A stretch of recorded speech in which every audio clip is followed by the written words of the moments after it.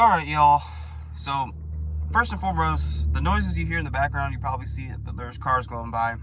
Right off a road here. But this video today is... I want to talk about my lack of the ability to acquire women. Now, look. Yes, most of it and some of it has to do with my own personal decisions, okay? Not choosing to go to like places where women of my age or older, okay, are present, okay. So for one thing, I am not in college or university, okay. I live here in the United States. That's where I was born. I'm in Virginia, okay. And I'm actually sitting, I'm sitting inside my Toyota Tacoma. So, but a lot of that has to do with, again, my own personal decisions. But when I was growing up, I remember my grandmother's parents, okay. I'm not gonna take it out of the video. It's all raw and uncut, right? But my grandmother's friends, right, from church, they would speak about, you know, my cuteness as a child, right? And they say, oh, like, when you get older, you're gonna get all the girls and, you know, all the ladies or whatever. Like, you know, you're basically gonna be an attraction magnet because of my handsomeness. And I believed them, but then I didn't. And I started to believe them, of course, you know, when I was young, right? But once I got to, like, I guess middle school, latter half of middle school into high school, I was like, was I lied to? Because clearly there's no women that are like flocking towards me. Now, remember I told you, I said this at like towards the end of the video, oh, side note, I got a lightsaber in my mouth, a mint. So if there's like pauses between the, you know, sentences or phrases, then that's why. But I remember, you know, getting into middle school and, you know, high school, because you start to go through, you know, your changes in your body, puberty, all that good stuff, right? And let me chew this.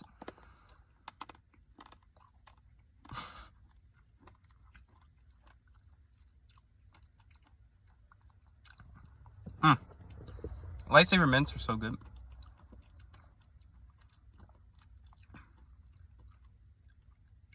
Okay, take two. All right, so yeah, so, you know, in middle school, I wasn't definitely a popular person. I was just a normal person going to middle school, right? And for me growing up, once I got to middle school, I really never cared much about school. Like, I didn't like the institution of school. Like, I like learning things and knowing things like most people do, right? And acquiring knowledge. But just sitting in class, having to take tests, having to do exams or benchmark tests. Oh, man. Give me PTSD. But anyways, I went to 2 middle schools. So for the first 3 years and a few months, I was at a middle school. And at the time, I was with my dad, okay? And he was married to now his ex-wife. But then we moved, and we moved to a different part of the county that we were living in. Again, this was all in Virginia. And we went, you know, I was at a different middle school for the latter half of my 8th grade year. We moved, I think, in like late October, early November. So, you know, at that time, I didn't really know anyone, obviously, because I was in a new school. I was in a new area, right? And I didn't really, at least I don't remember, like, going out of my way to introduce myself.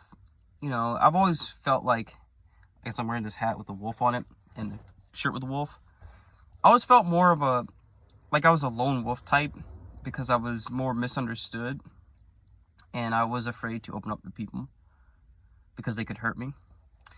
But anyways, there was this girl. There's 2 girls, actually. Now, the 2 girls were friends, but one of them liked me, okay? And mind you, she met me like literally day one.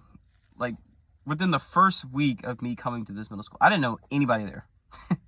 So it was kind of shocking to me. I'm like, and middle school me looks just like basically like this, but without the little facial hair and the more adult looking structure to the face, you know, right? And I was confused, but she told me she liked me. I don't remember her name. I don't remember the girl's name, but it was like, okay. And she's like, we're gonna be dating. I'm like, okay. So, like, I mean, I was confused, but to be honest, I wasn't really that attracted to her. But I was just like, okay, whatever, it is what it is. I mean, I'm only here for the next few months until, you know, we go to high school. And she didn't go to the same high school as I did, as far as I know. But anyways, yeah. So, long story short, the next day, she comes to me, okay, and says, we need to talk. I'm like, okay, sure. Like, you know, I'm just pretty black and white with it. So, she says, and this isn't verbatim, but basically she broke up with me. And I'm like, okay. Like, I don't know what she was expecting me to say or like how I was gonna react, but I wasn't mad or anything. I was just like, all right, like, I didn't even know the girl from Adam and she didn't know me, and it was just, I don't know. I guess it was the young, immature middle school mind that explained all of that, right? So fast forward to high school, freshman year, again, kind of same thing. I really didn't talk to many people. I didn't have any solid group of friends. I do have like two or three people that from high school that I clicked with. I'd say, well, 2 to 4 to 5, okay? Like, we talked, right? We were friends. And there's only one person that I still talk to from high school now, like, somewhat frequently. But anyways, you know, high school year, I didn't have no girlfriend. High school year. Freshman year, I didn't have a girlfriend. Sophomore year, so 10th grade year, no. 11th, which is junior, no. And 12th, no. So all 4 years of high school, I had no girlfriend, okay? And, you know, again, I never really put myself out there, but I never felt like I was attractive enough, that I was funny enough, or that there was a girl who was willing to, quote unquote, give me a chance or like see the good in me, because I wasn't the bad boy. I wasn't like the jock or, you know, the stereotypical like cliques or type of people that, you know, you would think get girlfriends, right? Or get attention. I was in marching band for all 4 years, okay? I enjoyed it. I played in the frontline section of percussion, which is basically, I wasn't on a drum line, but I was in the section where you're on the sidelines and you play like the xylophone or a drum set, or the timpani is what I did. I did timpani for my junior year, my senior year, and I think did I do it for my sophomore year? I can't remember. But I love timpani. That was always fun. And I did what was called rack. So it was basically like an accessories section. It had like tom-toms and tambourine and cymbals or whatever. But anyways, I did that for 4 years. I enjoyed it. It was probably the only thing that I really liked about high school, other than some of my teachers. Especially my science teachers. They were awesome. But I had a crush on this girl. And I had a few crushes, because, you know, when you're young, like when you're in high school or middle school, you know, your body has all these hormones and changes that are going on. And every girl you look at, you're like, oh my gosh, like, she's this, she's that. Like, if I only had one chance, right? So, you know, again, this is coming from someone, and I'm one of many men who has had limited to no experience of dating women. Okay. Now, you know, I had a crush on this girl who was also in band. And she was pretty to my standards and to what I considered to be attractive, okay? And I'm not gonna say her name, okay? But I just thought she was pretty. And I never really talked to her. Like, I never really had like real banter or conversation with her or anything of context, but, you know, her friends, like, she had friends, I mean, I'm assuming she had friends that were in band with her, but she also had friends outside of band, right? So she had a good social network. And, you know, I guess she was probably in some clubs and whatnot. But, you know, I remember like walking up to her and essentially like being around her friends outside of band, and I always felt like I was being judged, even if they weren't like saying anything directly to me or about me. But because I didn't have like confidence, I didn't have social status, I didn't have like a personality archetype that was catered to her liking, so it always felt awkward, right? But one day, and this was actually, I think it was a football, yeah, it was a football game. So it was a Friday night. Always loved the football games because, you know, you got the concessions, you got the football game, all the people, you know, obviously being a band. So I decided to muster up some confidence to, you know, tell her that I like her and I think she's pretty. I don't remember exactly what I said as far as the words verbatim, but, you know, basically expressing how I felt. And this, mind you, this was like, she was around her friends. It was all the band people there and everything. And, you know, basically she declined me. And she said, I think you're a little weird. And, you know, it kind of, it took me back. It made me feel like, man, maybe there is something wrong with me. Like, maybe there's something that is just different about me. And we always say that about ourselves. Like, we're, you know, we get super, you know, critical and have this confirmation bias about things that happen or things that we think about, and then they end up happening, right? So that kind of crushed me. And after that, like, yeah, I still had little crushes for other girls in the high school, but I didn't let it, like, I didn't even try to approach any other women.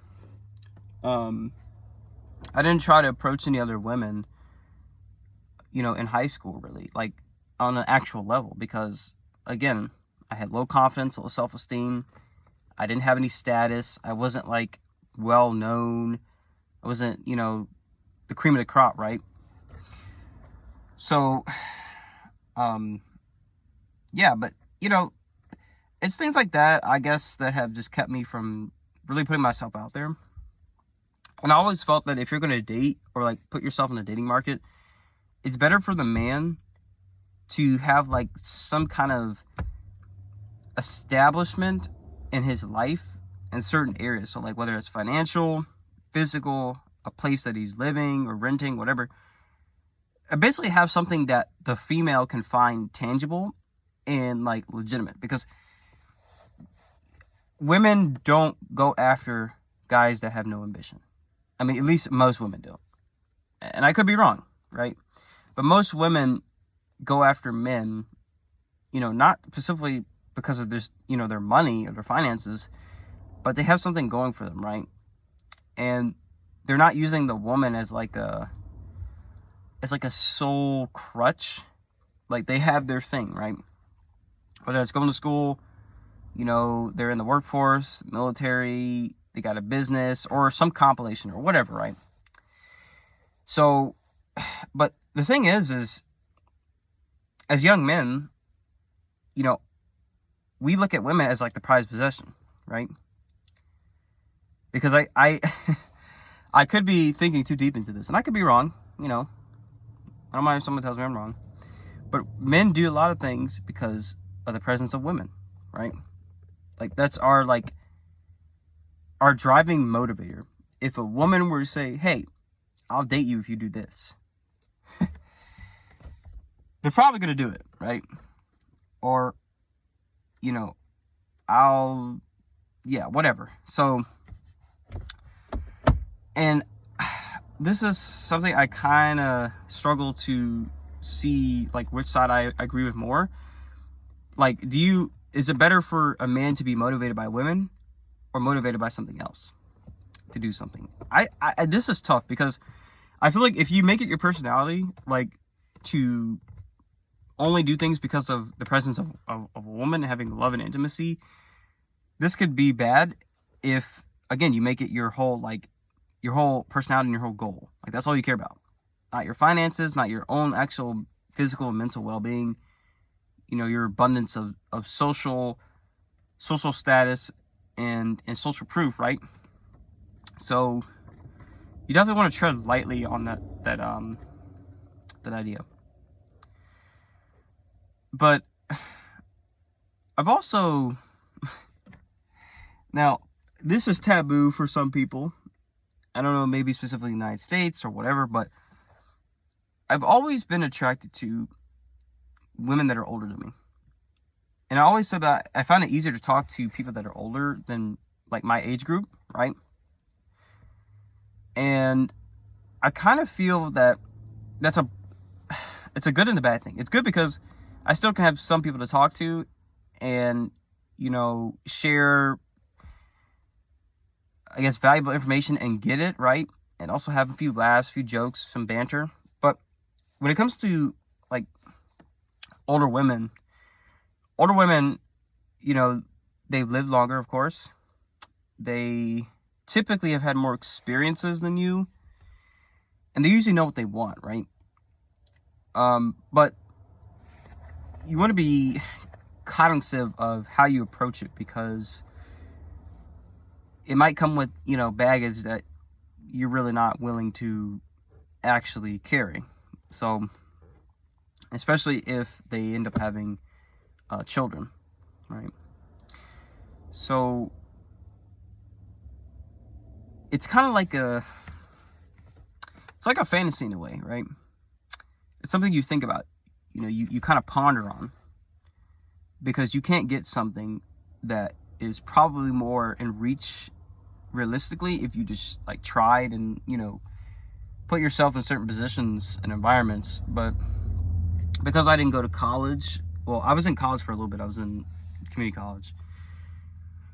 And I was at trade school for a little bit. But yeah, I don't really have many opportunities. I see a cardinal. Hey, bud. 2 cardinals, male and a female. But yeah, you know, I haven't been in a lot of environments where I'm around women my age, and also like women that I click with and they click with me. We have like actual genuine connection, and we have a ability to stick it through, right? Because I think the basis for men, we just want to find a partner who is, you know, obviously they're caring, they're understanding, you know, we can have banter, we can disagree, right? We're not going to agree on everything, but we're also willing to build with each other, okay? And when you don't get that, or you don't have the experiences that lead up to that, because of your own limiting beliefs or what you hear from society, your family, you know, whatever, or women, it just kind of, it neuters that, right? So it's like you don't have to worry about pain because you're not facing it. So again, I'm 25 now. Again, I currently don't have a girlfriend,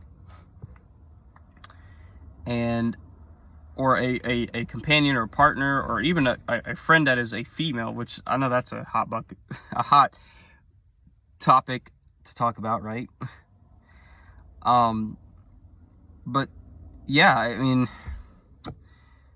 it's really not much else to it that I can think of. I'm sure there's some other stuff, but essentially, you know, if you want to find a female or woman of value, you have to be in the right environments, right? You have to be in the right mindset, and also realize that we're all humans and we make mistakes, we fall short, and, you know, that's the beauty of being just that.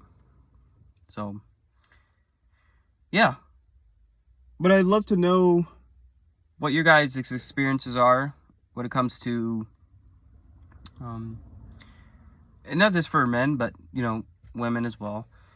But since this seems to be more prevalent with young men, especially my age group, being a Gen Z, it'd be quite interesting to hear if you so as feel to, you know, elicit that information, all right? But who knows? I'm sure sometime in the future I'm going to find someone, or that we'll find each other, or, you know, who knows how it's going to happen. Because I remember my dad and my mom telling me how they met. it was so organic, right? You know, my dad was at work, and my mom needed a service done, and, you know, they exchanged numbers, contact information, and, you know, obviously there was some attraction there, right?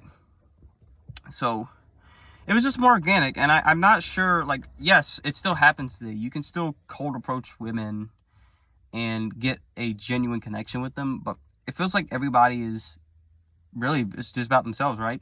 We're all narcissists to some degree, some more so or less than others, but, you know, we got our own problems, right? We got our own lives, our own, you know, agendas. So,